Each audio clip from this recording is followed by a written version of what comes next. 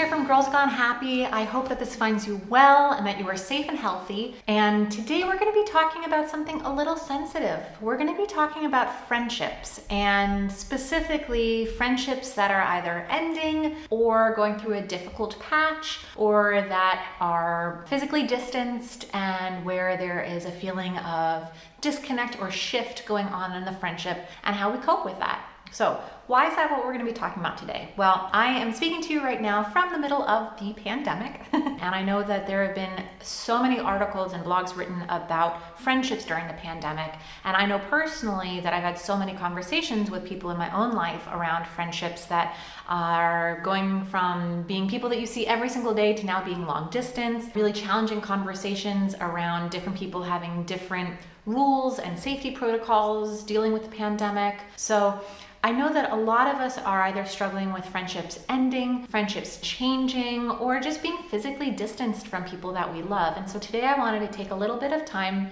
to talk about 3 different ways that you can think through shifts and endings in friendships right now that hopefully bring a bit of comfort, peace, and a bit of guidance into what can be a really difficult situation. So today we're going to be using cards from our Lost deck. This is one of our 4 decks at Girls Gone Happy, and inside you're going to find question and topic cards. So this is what the question cards look like. Hello.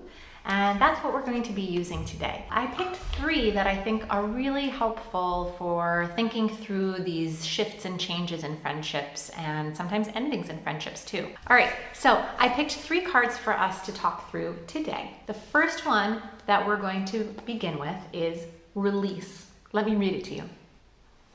What do you still need to say to the person who's now gone? How can you release this message from your body even if they can't hear it? What will be different once it's out of you? So, this is a great card if you are dealing with a friendship that has ended, or a friendship that has become long distance or strained, or just you're not communicating as much as you usually did. This is also just a great card if you're kind of going through a struggle patch with a friend. Now, something that I do often, which I have to say is much easier now that we have to wear masks outside here, is sometimes when I'm in a fight with somebody or I'm really frustrated with someone, I'm not the most confrontational person. So sometimes what I'll do is when I'm walking the dogs or just going to the store, I will say out loud what I would love to say to them if I could, it's like when you're imagining winning a fight, right? Just saying the exact right thing. Or sometimes saying something that perhaps feels scary to me to say out loud to someone. Maybe it feels too harsh or too intense, or I'm not sure if I really mean it, but I want to say it anyway. So this card invites us to say those things out loud, even if the person isn't going to hear them. Perhaps they're not in our lives anymore, or perhaps it's not a real conversation that we want to be having, but still holding these thoughts and these messages in our body is creating tension, illness, stress, frustration, resentment. So for you, how could you get it out? Perhaps it's like me walking down the street and talking to yourself, which again is much better when you're wearing a mask, I have to say, one of the hidden benefits. Perhaps it's writing them a letter. Perhaps it's writing an email that you don't send. Perhaps it's voice noting it to yourself and then listening to it to sort of hear back what it is that you're really saying. Perhaps it's doing some other kind of creative practice that you have, or journaling. If there's some way for you to be able to say to this person what you would like to be able to say, even if you don't actually say it, this can be an incredibly healing way for you to cut tension in an existing relationship, find closure in a relationship that's already ended. And if you're somebody who sometimes struggles with confrontation or with having difficult conversations, it can be a way to sort of practice and get out a few first tries, especially if you're writing it down. You can then go back and read what you've written, or what I like to do sometimes is say it into a voice note recorder and listen to it, and maybe pluck out a couple of main ideas that really are strong and clear and build upon those. And perhaps that's a way for you to start a conversation that otherwise might feel really overwhelming or fuzzy to you. So, release. Get it out of your body, my friends. There's no good in holding those kinds of things in. The next card that I have for us is choices. Let me read it to you.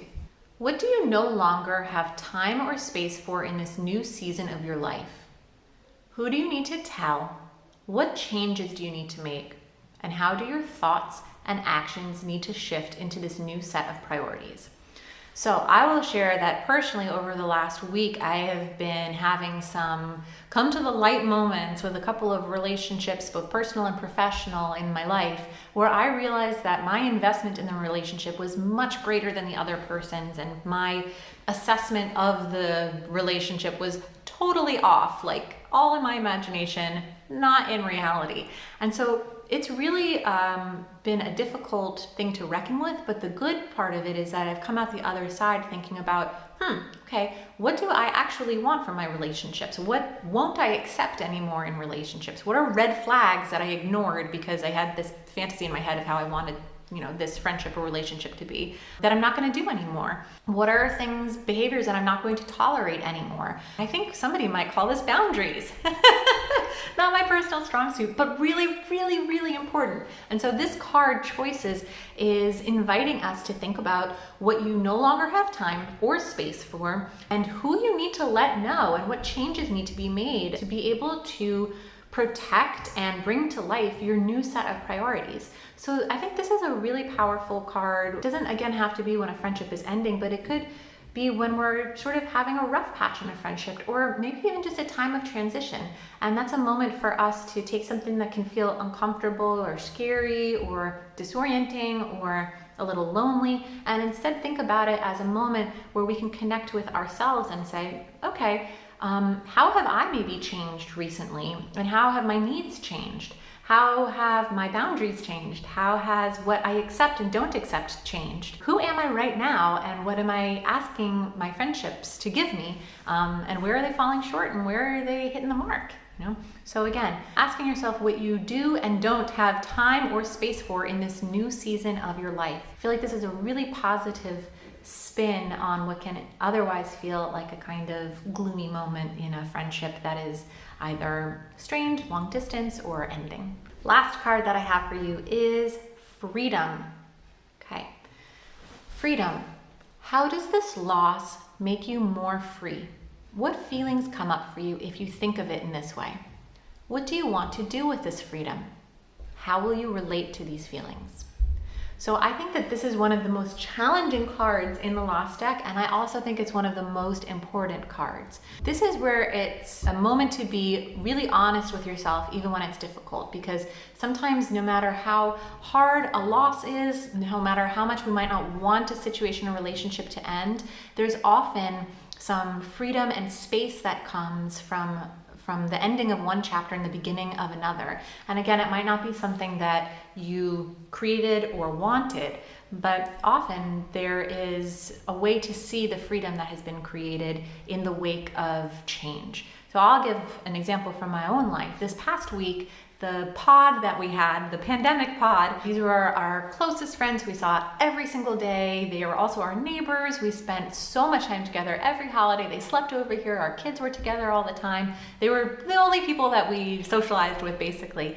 They just moved back to their home country, and I miss them so terribly. And for a while, I didn't feel like there was anything positive I could possibly see in this change to our friendships and this loss of my sort of everyday by my side friend. And this card was actually really helpful for me to think through the freedom that came from this loss. I suppose in just going back to being the four of us, it gave me some freedom to think about, all right, well, this is a change in our schedule. How do I want to sort of re-envision how we live our day-to-day life? Okay, I'm only planning for the four of us instead of also including this other family that we would do everything with. Does that give me different options or more flexibility, or just a fresh way of looking at what we do each day, or when we put our kids to bed, because now it's just the two of them I'm thinking about and not the 8 of us. So it was a positive way for me to look at this as sort of a start of a new chapter and having some different options on the table, even if I didn't like it and I didn't want them.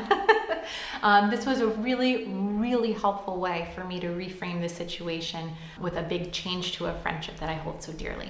So I hope that it gives you a bit of hope and perspective as well. I hope that these 3 cards are helpful in thinking through some of the changes and shifts and just difficult situations that so many of us are going through when it comes to friendships during the pandemic.